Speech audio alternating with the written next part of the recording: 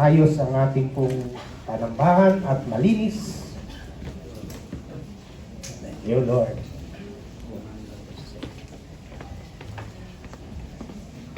Praise the Lord. Purihin ang Diyos. Sige po, habang umiikot ang ating mga katatayan na naglilingkod po sa bawat isa sa atin,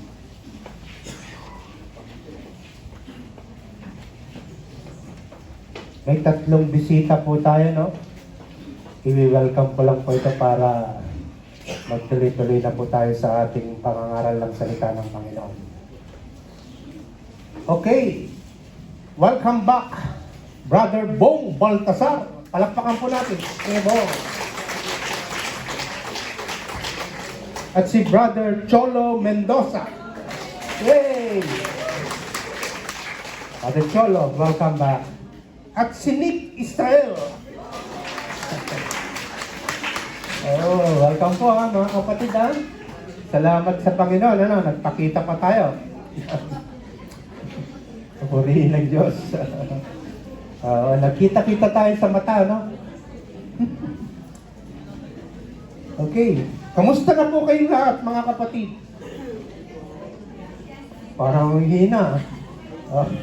Kamusta na kayo, mga kapatid? Oo, mabuti, pinagpala tayo ng Diyos at sagana ang ating buhay. Kitang-kita mga pagpapala ng Diyos sa atin. Damang-dama po natin, Sige po, tayo muna kayo. Nagtatawanan kayo Okay, kayo at magbatian kayo, ha? Lapitan niyo po yung mga kapatid. Sige po, magbatian kayo. No? At mag-iwan po kayo ng salitang pagpapala. At may pahabol po, no? Welcome back, Brother Justin. Okay. Okay, batian po kayo, no? At mamaya po, wala na. Aalis na kayo niyan. Hindi na kayo magkakabatian. Okay. Praise the Lord. Sige po, pwede na kayo makaupo, no?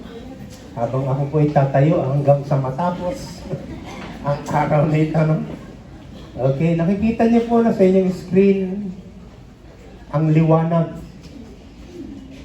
Liwanag na kaloob ng Diyos sa sangdaigdigan. Naalala niyo po ba yan, no? Kapag sumisikat ang araw, no? Nakikita natin ang liwanag ng biyaya.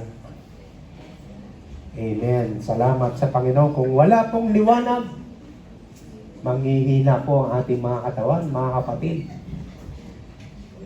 Oo, no? Hindi tayo makakapagsambaking. Okay, pakita natin yung title, brother. Yan. Si Kristo ang buhay at liwanag. Amen po ba kayo dyan, mga kapatid? Opo. No, na atin pong susuriin, pagbubulay-bulayan, uunawain natin. No, at sabi nga ni Pastor Dante, hinay-hinay lang tayo pag natin bibilisan ang pag-aaral ng salita ng Diyos. Kailangan manamnam po natin, no? Si Kristo ang buhay at liwanag. Sabi po ni Apostol Juan. Buksan natin ang mga talatang ito. Samahan niyo po ako, ha? Kung kayo man ay may mga Bibliang hawak, no? Samahan niyo po ako. Titignan natin kung paano naging saksi. No? Personal testimony ni Apostol Juan. Sumusulat kami sa inyo tungkol sa kanya na sa simula pa'y siya na ang salitang nagbibigay buhay. Siya ay aming narinig, nakita, napagmasdan, at nahawakan. Nahayag ang buhay na ito. Nakita namin siya at pinatotohanan namin at ipinapangaral sa inyo ang buhay na walang hanggan, nakasama ng Ama at nahayag sa amin. Ipinapahayag nga namin sa inyo ang aming nakita at narinig upang makasama kayo sa aming pakikiisa sa Ama at sa Kanyang Anak na si Jesucristo. Isinusulat namin ito upang malubos ang aming kagalakan. Isinusulat namin ito upang malubos ang aming kagalakan. Ito ang aming narinig sa Kanyang Anak at ipinapahayag naman namin sa inyo ang Diyos ay liwanag at walang anumang kadiliman sa Kanya. Kung sinasabi natin tayo'y may pakikiisa sa Kanya, ngunit namumuhay naman tayo sa kadiliman, nagsisinungaling tayo at hindi namumuhay ayon sa katotohanan. Ngunit kung namumuhay tayo sa liwanag, gaya niya na nasa liwanag, tayo'y nagkakaisa at ang lahat ng ating kasalanan ay nililinis ng dugo ni Jesus na Kanyang Anak. Kung sinasabi natin tayo'y walang kasalanan, dinadaya natin ang ating sarili at wala sa atin ang katotohanan. Subalit kung ipinapahayag natin ang ating mga kasalanan, ang pangako ng Diyos, mga kapatid, patatawarin tayo ng Diyos sa mga ito at lilinisin tayo sa lahat ng ating kasalanan sapagkat siya'y tapat at matuwid. Huling talata po, mga kapatid. Kung sinasabi natin hindi tayo nagkasala, ginagawa nating sinungaling ang Diyos. At wala sa atin ang Kanyang salita. Purihin po ang pagkabasa ng salita ng Panginoon. Isinulat ni Apostol Juan ang isa sa 12 orihinal na alagad ni Jesus. Noong taong AD 85 to 90, noong siya ay nasa Efeso, pabago pa siya ipatapon sa island of Patmos. Naalala niyo po yan, no? Dahil sa kanyang pangangaral ng salita ng Diyos, pinatapon siya, in-exile sa isang isla po. Ang unang sulat ni Juan ay may dalawang pangunahing layunin. Una, hikayatin ang mga mambabasa na mamuhay na may pakikipag-isa sa Diyos at sa Kanyang Anak na si Jesucristo. Hallelujah. Ikalawa, bigyan sila ng babala na huwag silang sumunod sa mga maling turo na masama ang daigdig. At si Jesus na anak ng Diyos ay hindi talagang tao. Napapansin niyo po ba yan? Yung mga kataruan na yan.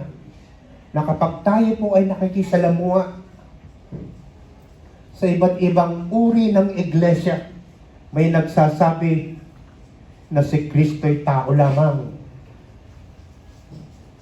Ngunit sa ulat na ito, no, sa sulat po ni Juan, patutunayan niya kung papaano nagkatawang tao ang Panginoong Jesucristo po. Malaya ang tao sa anumang kaugnayan sa daigdig na ito para maligtas. Itinuturo rin nila na ang kaligtasan ay walang kaugnayan sa moralidad o sa pag-ibig sa kapwa. Nababalitaan po ba natin ito? Sa mga taong nakakasalamuha natin. At bilang pagsalungat sa turong ito, malinaw na sinasabi ng sumulat na si Jesucristo ay tunay na tao. Binigyan din niya na kailangang mag-ibigan ang lahat ng nananalig kay Jesus at umiibig sa Diyos. Napapansin niyo po ba, hindi nawawaglit sa ating isip, no? Yung greatest na kautusan ng Diyos. Dalawang dakilang kautusan ng Diyos. Ang una, kung natatandaan po natin, no? Mahalin mo ang iyong Diyos sa iyong puso. Mahalin mo ang iyong Diyos. Pagmamasdan niyo po yung sinasabi ko po, no? Ng buong kaluluwa. Mahalin mo ang iyong Diyos ng buo mong. Ano pong susunod, mga kapatid? Sige nga po, laksan niyo nga po. Okay, no? Pang-apat, mahalin mo ang iyong Diyos ng buo mong kalakasan. At pangalawa, mahalin mo ang iyong kapwa gaya ng pagmamahal mo sa iyong sarili. Naaalala po ba natin yan? Yung greatest commandment ng Diyos. Bakit sinasabi ng iba na wala daw po tayong pakialam, concern sa ating kapwa? No, meron po. Bilang isang Kristiyano, may sinusunod tayong batas. May sinusunod tayong kautusan at tuntunin ng Diyos. Amen? Hindi unlike ng mga taong walang pananampalataya, walang takot, no? Sapagkat wala silang kamalayan po sa mga kautusan ng Diyos. Okay, basahin po natin. Tuloy lang tayo, kapatid. Si Jesucristo ang buhay ng mga mananampalataya. Amen po ba? Siya po ang buhay natin. Kaya po sa mamaya, yung mga babasahin natin, no, makikita natin yung mga pangaral, no, paalala ng Panginoong Yahweh nung sila po'y naglalakbay sa ilang sa pangunguna po ni Moises. Yung mga katuruan na ipinagkaloob ng Panginoon para sa bayang Israel. Si Jesucristo ang buhay ng mga mananampalataya. Sabi po dito sa mga talatang ito, 1 hanggang 4. Sumusulat kami sa inyo tungkol sa Kanya na sa simula pa'y siya na. Tingnan niyo po yung word, ha? At titignan natin kung mauuna po ba ang God's word, no? O mauuna po ba ang physical o spiritual? Titignan po natin, no? Sasaliksikin po natin. Sumusulat kami sa inyo tungkol sa Kanya, sa simula pa'y siya na, ang salitang nagbibigay buhay. Hallelujah. Siya ay aming narinig, na po, sang-ayon po, no, sa personal testimony ni John. Narinig at nakita, napagmasdan at nahawakan. Talatang 2, nahayag ang buhay na ito. Nakita namin siya at pinatotohanan namin at ipinapangaral sa inyo ang buhay na walang hanggan. Nakasama ng Ama at nahayag sa amin. 3, ipinapahayag nga namin sa inyo ang aming nakita at narinig upang makasama kayo sa aming pakikiisa sa Ama at sa Kanyang Anak na si Jesucristo. Talatang 4, isinusulat namin ito upang malubos ang aming kagalakan. Mga kapatid, no? Kung nakita niyo po at nasuri ang 4 na talatang ito. Okay, tingnan po natin ha. Kung kayo po ba napakinggan nyo ang salita ng Diyos,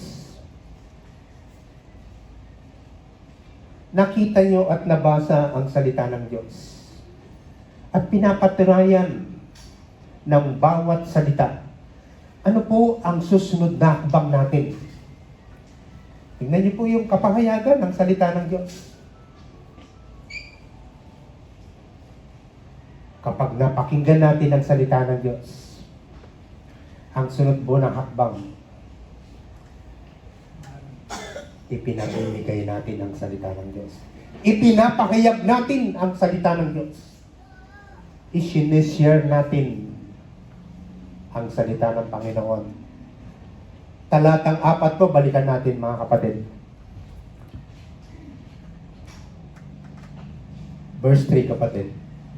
Ipinapahayag namin, tingnan niyo po yung punto po ng pagkakasulat. Ipinapahayag nga namin sa inyo ang aming nakita, narinig, upang makasama kayo sa aming pakikipag-isa sa Ama at sa Kanyang Anak na si Jesucristo. Opo, nagtitestify tayo, no? Pagkatapos nating makita at marinig ang salita ng Diyos. Susunod po, ipinapahayag natin ang salita ng Panginoon. Amen po ba, mga kapatid? Opo, tignan niyo po, no, ang mga talatang ito. Susunod. Isinusulat namin ito upang malubos ang aming kagalakan, upang maging kaparte mo siya. Kung ano yung nadadama ng mga taong nagsishare ng salita ng Diyos, madadama nila. Madadama nila ang kagalakang ito na nag-uumapaw sa kanilang puso. Susunod na talata. Tignan po natin ha, kung ano ba talaga ang buhay natin sa mundong ito. Napansin niyo po ba itong mga talatang ito? Nang tayo po'y nagkaroon ng pagtitipon dito? Kaya basahin natin sa wikang Tagalog. Nang pasimula ay nilikha ng Diyos ang langit at ang lupa. Ang lupa ay walang hugis o anyo. Dilim ang bumabalot sa kalaliman at kumikilos ang Espiritu ng Diyos sa ibabaw ng tubig. Pakinggan niyo po, no? The Father, the Son, and the Holy Spirit. Hindi po sila nag-iiwalay, ano po? No? Hindi sila lumalayo ang bawat isa sa kanila, no? Magkakasama po sila. Okay, next. Sinabi ng Diyos magkaroon ng liwanag at nagkaroon nga. Pagmasdan niyo po, no? Wala naman tayo nakikita talaga physically, ano?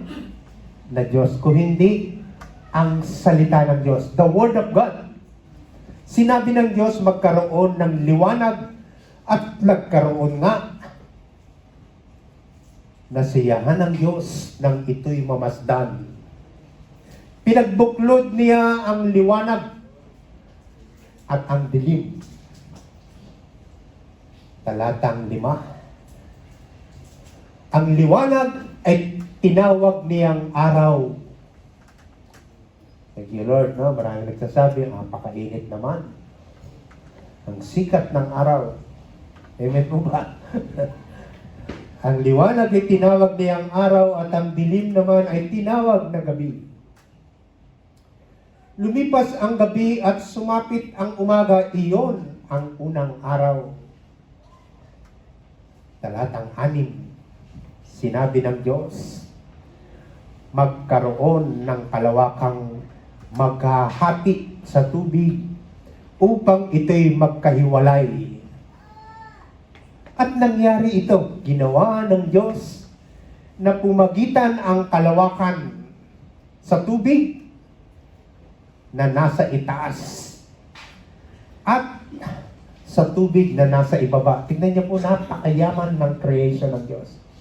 May tubig sa itaas, may tubig sa ibaba. Amen po ba mga kapatid, no? Okay, talatang 8. Langit ang tinawag niya sa kalawakan. Lumipas ang gabi at sumapit ang umaga, iyon ang ikalawang araw. Sinabi ng Diyos, magsama-sama sa isang dako ang tubig sa silong ng langit upang lumitaw ang lupa. At nangyari nga ito.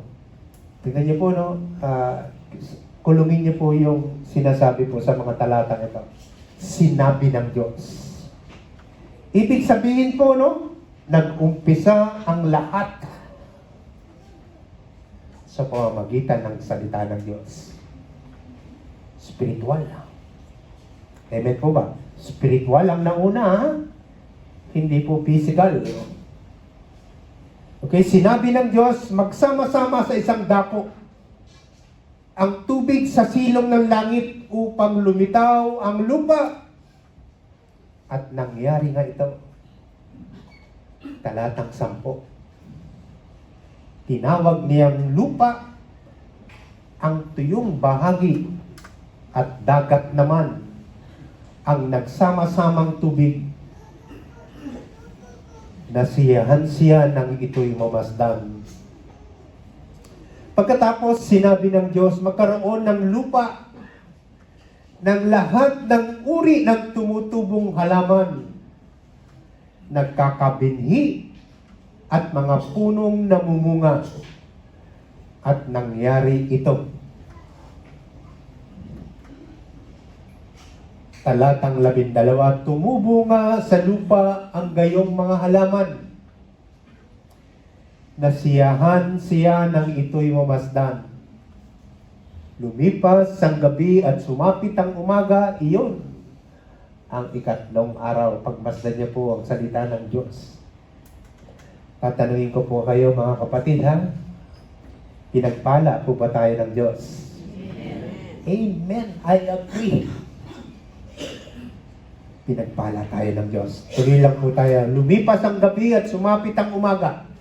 Yun ay ikatlong araw. Pang-14. Sinabi ng Diyos, magkaroon ng mga tanglaw sa langit upang mabukod ang araw sa gabi. Ito ang magiging patayan sa bilang ng mga araw, taon, at kapistahan. Yan, naalala niyo po yan, no? Yung 7 festive natin po, no? Na ginaganap natin, ha? Tingnan niyo po, napapasama niya sa scripture po, no? Mula sa langit, ang mga ito'y magbibigay ng liwanag sa daigdig. At gayon nga ang nangyari. 16. Nilikha ng Diyos ang dalawang malalaking tanglaw, ang araw, upang magbigay ng liwanag sa maghapon, at ang buwan upang tumanglaw kung gabi. Nilikha rin niya ang mga bituin na hanggang sa ngayon, mga kapatid, na pagmamasdan ng ating mga mata. Amen. Inilagay niya sa langit ang mga tanglaw na ito upang magbigay ng liwanag sa daigdig. Susunod, tumanglaw kung araw at gabi at magbukod sa liwanag at dilim. Nasiyahan ng Diyos nang ito'y kanyang mamasdan. Lumipas ang gabi at sumapit ang umaga. Iyon ang ika-4 na araw. Hallelujah. Susunod. Sinabi ng Diyos, magkaroon ng tubig ng maraming bagay na may buhay at magkaroon din ng mga ibon sa himpapawid. Nilikha ng Diyos ang mga dambuhala sa dagat at lahat ng bagay na nabubuhay sa tubig. Gayon din ang lahat ng uri ng ibon na siyahan ng Diyos nang ito'y mamasdan. Next. Pinagpala niya ang mga ito at sinabi, magpakarami ang lahat ng bagay na nabubuhay sa tubig at punuin ang karagatan. Magpakarami rin ang mga ibon at punuin ang daigdig. Tingnan niyo po mga kapatid. No? Ganun na concern ng Diyos sa atin. Wala pa mang tao sa sandaigdigan. Wala pang tao. Inihanda na ng Diyos ang ating mga kakainin. Amen. Mayaman ang Diyos sa biyaya.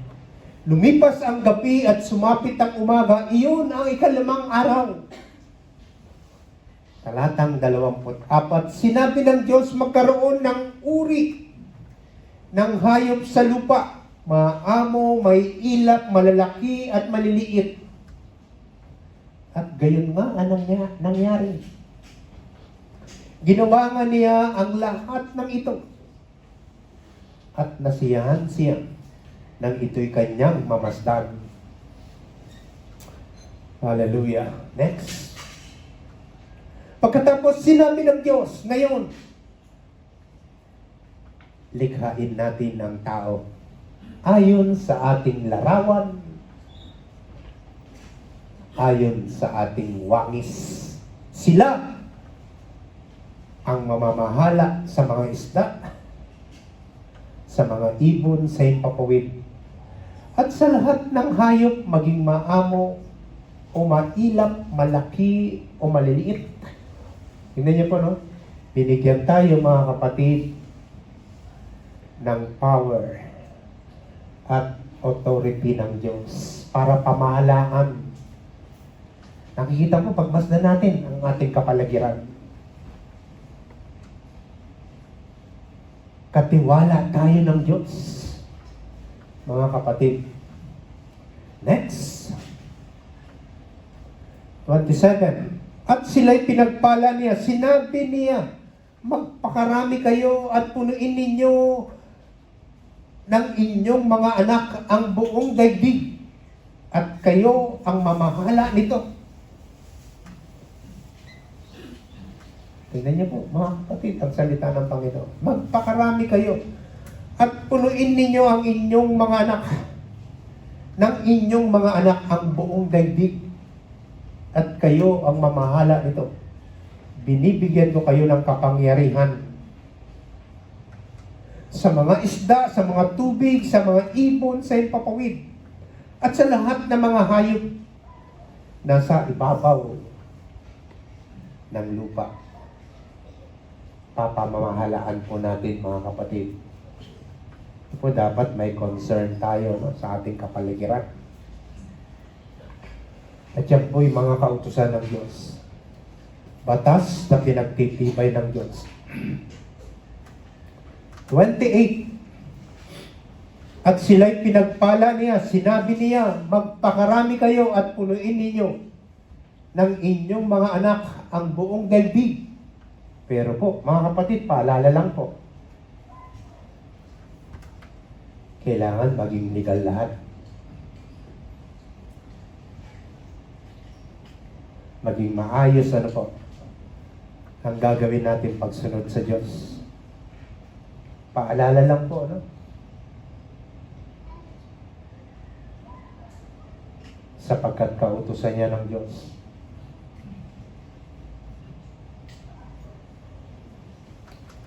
Binibigyan ko kayo ng kapangyarihan sa mga isda sa tubig, sa mga ibon sa himpapawid, at sa lahat ng mga hayop na nasa ibabaw ng lupa. Talatang 29. Ibinibigay ko rin sa inyo ang lahat ng uri ng halamang nagkakabinhi at mga bungang kahoy bilang pagkain ninyo. Oh, nakikita po natin na pagmamasdan natin ngayon sa mga market, no? Sa mga gilid-gilid po ng kalsada, napakaraming prutas. Amen po ba?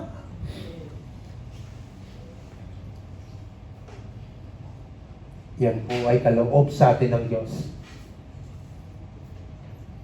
bigay sa atin ng Diyos upang tayo'y makapamuhay ng sang-ayon sa kalooban ng Diyos. Ang lahat ng halamang luntian ay ibinibigay ko naman sa lahat ng hayop sa ibabaw ng lupa at sa lahat ng mga ibon. At ito nga ang nangyari. Tingnan niyo po, pati mga hayop, ibon, ibinigay ng Diyos ang makakain nila para makapamuhay po sila sang-ayon sa salita ng Diyos. Susunod po. 31. Pinagmasdan ng Diyos ang lahat niyang ginawa at lubos siyang nasiyahan. Lumipas ang gabi at sumapit ang umaga, iyon ang ika-6 na araw.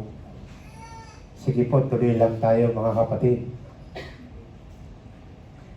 Nilikha nga ng Diyos ang langit, ang lupa, at ang lahat ng bagay na naroon. Sinabi ni Juan, walang anumang nalikha kung hindi sa pamamagitan niya. Talatang 2. Tinapos niyang likain ang lahat ng ito sa loob ng 6 na araw. At siya'y nagpahinga sa 7 araw. Pinagpala niya ang 7 araw at itinuring itong banal. Mga kapatid, pagmasdan niyo po, no? Sang-ayon sa ating bilang na mga araw, no? Ang araw na ito, mga kapatid, ay ibinilang ng Diyos na banal. Bakit po? Bakit ibinilang ng Diyos na banal ang 7 araw? Okay, ulitin natin. Pinagpala niya ang 7 araw at itinuring itong banal sapagkat sa araw na ito, siya nagpahinga matapos likain ang lahat.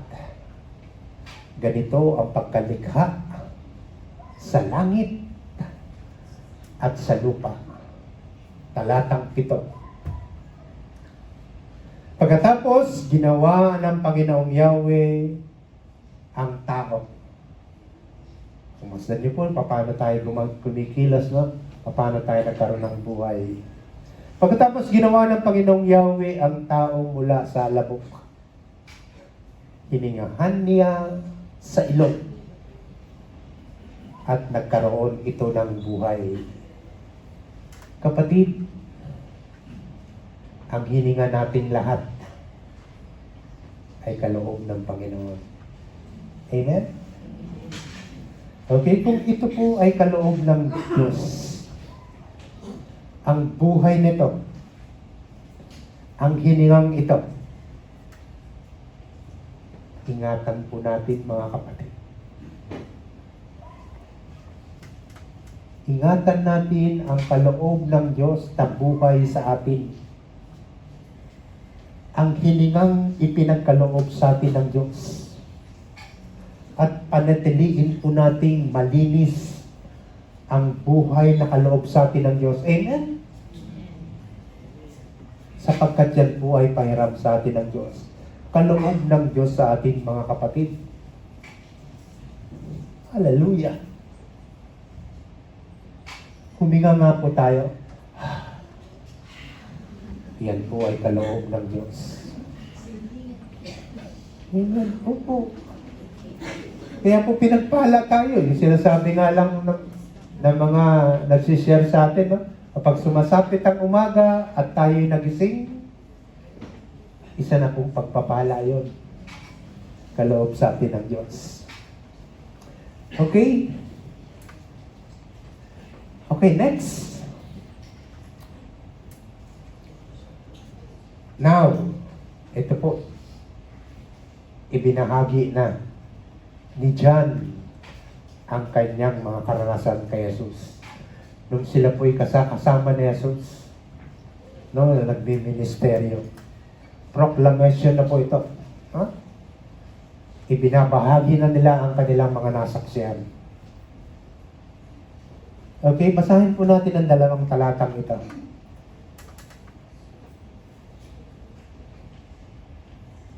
Yes, ang salitang nagbibigay buhay, magmula pa ng likain ang daigdig.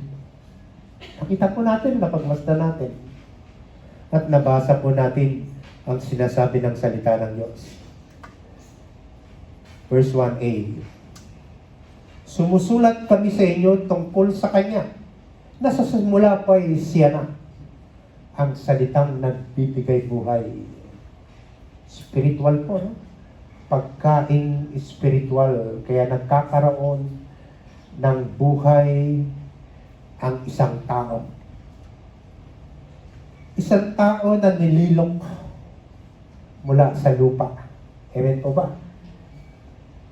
Okay, nagmula tayo sa alabok. Hiningahan ng Diyos. Nagkaroon ng buhay. Kaya po gano'n na lang ang testimonya po. Nag-testify si Apostol John. Next.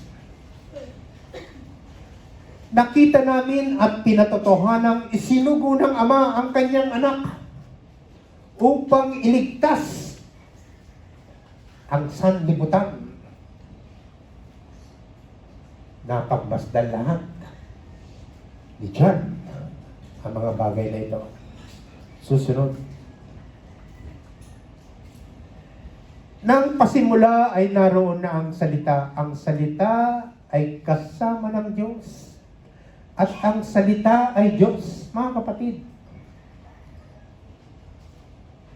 Ang Bible po, no? Ang Bible, ang salita ng Diyos. Ang salita ng Diyos ang siyang kumikilos sa bawat isa sa ating mga kapatid. Kaya po mapagmamasdan niyo po pag binabasa at pinag-aaralan niyo ang salita ng Diyos. Nasasabi natin, napakabuti ng Diyos sa buhay natin. Lahat para lamang tayong mabuhay ng normal sa mundong ito. Lahat po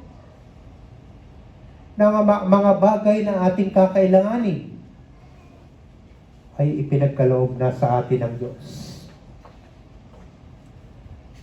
Next. Sa pasimula ay kasama na ng Diyos ang salita. Lahat po nagmula sa salita ng Diyos. The Word of God. Talatang 3. Nilikha ang lahat ng bagay sa pamamagitan niya. At walang anumang nalikha ng hindi sa pamamagitan niya. Lahat ng may buhay sa mundong ito, mga kapatid, kasama tayo bilang tao, ay nilikha ng Diyos. Nilikha ng Diyos ang lahat ng may buhay sa mundong ito. Maiba lang po ako, no? Kaya po, sa mga kultura po natin, no, sa panahong ito, mga kapatid, andyan magtitingin tayo sa mga magagandang market, no? Nang kakailanganin natin prutas, gulay, o anumang karne, no? Chicken, fish,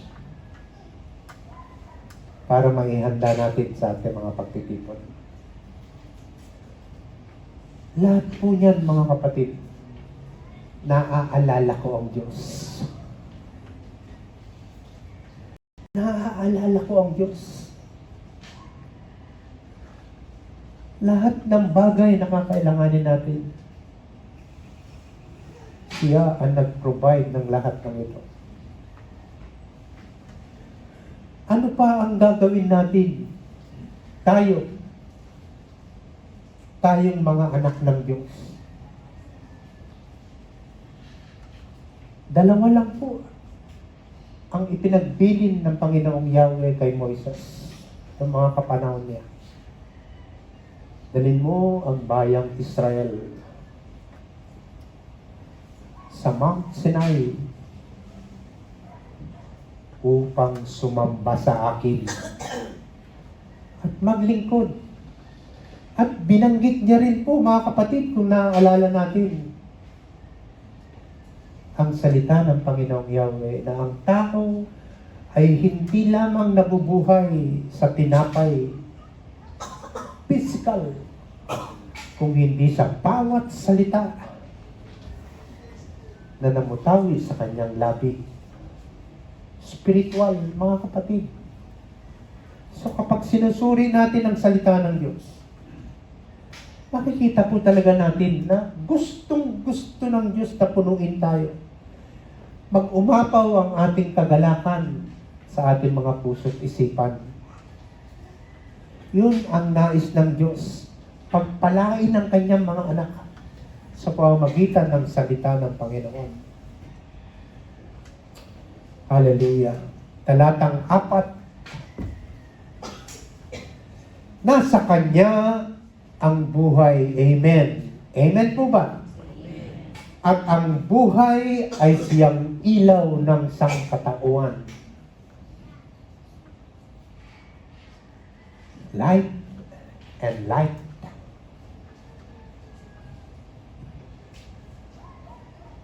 Mga kapatid. Kaya po kung wala ang salita ng Panginoon sa isang tao, sorry to tell you po mga kapatid, walang kabuhay-buhay ang buhay natin sa mundo. Nasa kanyang buhay at ang buhay ay siyang ilaw ng sangkatauhan. Next. Number 2, ang buhay na walang hanggan kasama ng Ama. Sabi ni Apostol John, nakita ni Juan, narinig, nahipo ang katawan ng tagapagligtas. Amen po ba? Po kasama nila, no? Talagang napagmamasdan nila, naririnig nila kung papaano mangaral ang Panginoong Jesucristo. At nahihipong nila po, no? Napakapalad din nila. Sa panahon po ba nito? Sa panahon natin ngayon, mapalad din po ba tayo? Amen, mapalad po tayo, no? Mapalad at matibay ang ating pinanghahawakan. Walang iba kundi ang salita ng Panginoon. Ang buhay na walang hanggan kasama ng Ama, nakita ni Juan, narinig, nahipo ang katawan ng tagapagligtas. Sa mga talata pong ito, buksan natin. 1b. Siya ay aming narinig, nakita na pagmasdan at nahawakan. Susunod. Nahayag ang buhay na ito, nakita namin siya at pinatotohanan namin at ipinapangaral sa inyo. Ang buhay na walang hanggan, nakasama ng Ama at nahayag sa amin. Hallelujah. Purihin ang salita ng Diyos. Next. John 19:35. Ang nakakita nito ang nagpatotoo. Pagmasdan po natin mga kapatid, kapag nababasa natin, no, at napag-aaralan ng salita ng Diyos, ano ang susunod? Ang nakakita nito ang nagpatotoo upang kayo rin ay maniwala. Totoo ang kanyang pahayag at alam niyang katotohanan ang sinasabi niya. Next. John 20:31.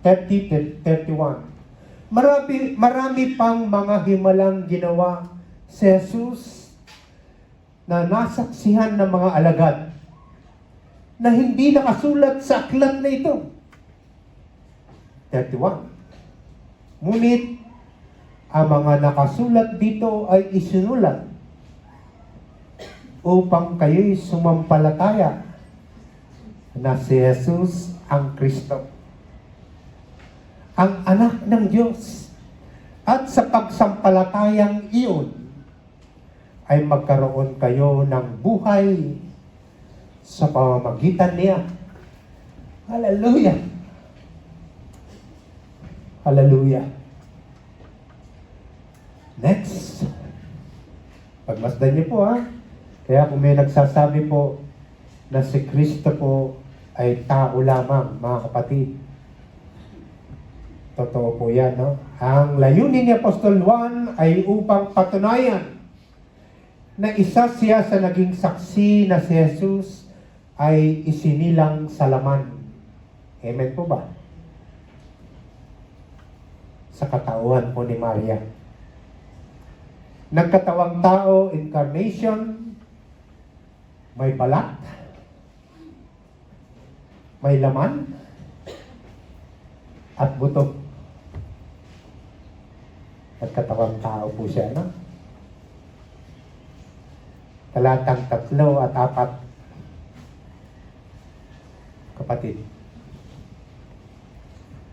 Okay, tingnan po natin, pagmasdan natin at pagbulay-bulayan po itong sinasabi. Patayong kadahilanan, vertical reason, upang makasama namin kayo sa pakikiisa sa Ama at Anak. Pagmasdan po natin yung verse 3. Ipinapahayag nga namin sa inyo ang aming nakita at narinig upang makasama kayo sa aming pakikiisa sa Ama at sa Kanyang Anak na si Jesucristo. Amen. Next. Pahalang. Patayo. Tignan, pagmasdan po natin yung cross, ha? Yung cross po, mahalaga po yan. Ano po? Yung kahoy na kung saan ibinayubay po ang Panginoong Jesucristo. Patayo. Pahalang. Pahalang na kadahilanan, horizontal reason, upang maging bahagi kami ng inyong kagalakan. Next, verse 4. Isinusulat namin ito upang malubos ang inyong kagalakan, mga kapatid. Pakita po natin.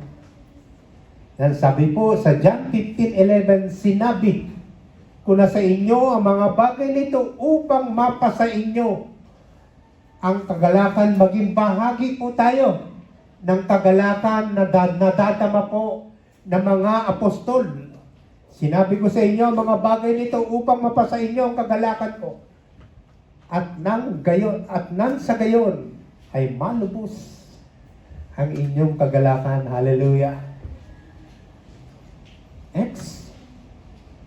Ayan, tingnan niyo po. Pagmasdan po natin po. Kapatid, ito po. Kung ano po nasasaad sa Bible. Kung naaalala niyo po yung mga word na yan, no? Ako ang Alpha at ang Omega. Pahalang. Ang una at ang huli. Ang simula at ang wakas. Naaalala niyo po ba yan? No? Sa ating mga isipan. Okay? Pahalang na kadahilanan. Horizontal reason. Susunod?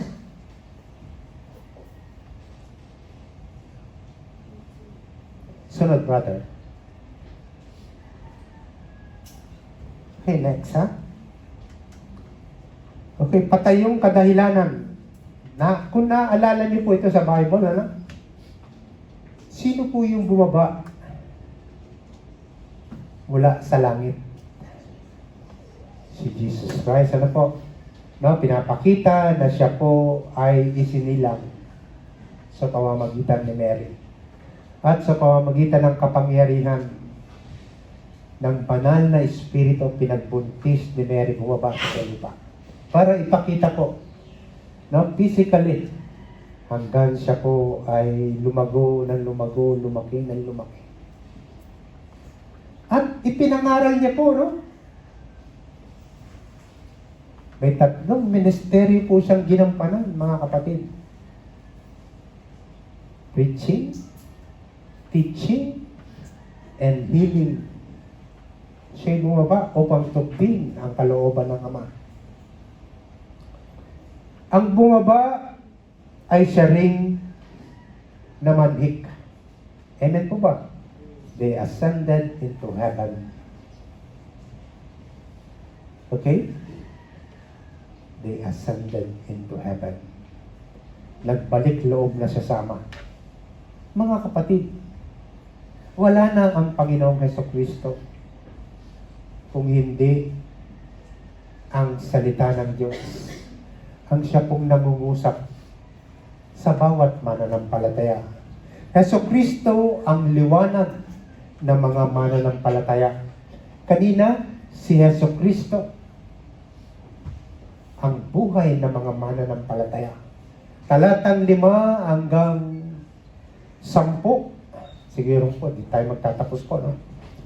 Ang katunayan, ang Diyos ay liwanag at walang anumang dilim sa Kanya. Ito ang aming narinig sa Kanyang anak at ipinapahayag naman namin sa inyo. Ang Diyos ay liwanag at walang anumang kadiliman sa Kanya. Amen. Next. Ito ang tunay na ilaw. Dumarating ito sa sanlibutan upang magbigay liwanag sa lahat ng tao. Tingnan niyo po kung ano po yung liwanag na dumarating sa sanlibutan. Ang salita ng Diyos. Amen? Nagbibigay ng liwanag sa atin upang tayo patuloy na at patuloy na makapamuhay sa kalooban ng Diyos. Amen? Mga kapatid, ipagpapatuloy po natin ito, no, sa darating na Friday night. No, gusto po namin kayo maging kabahagi. No? Gusto namin kayo na makasama sa pag-aaral ng salita. Tayo po tayong lahat, mga kapatid. Ito, palakpakan yung Diyos.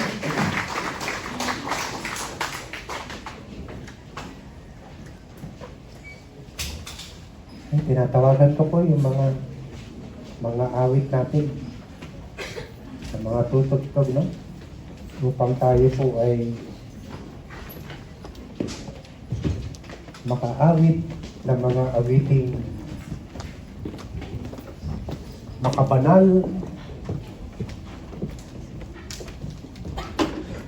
mga awiting papuri sa ating Diyos.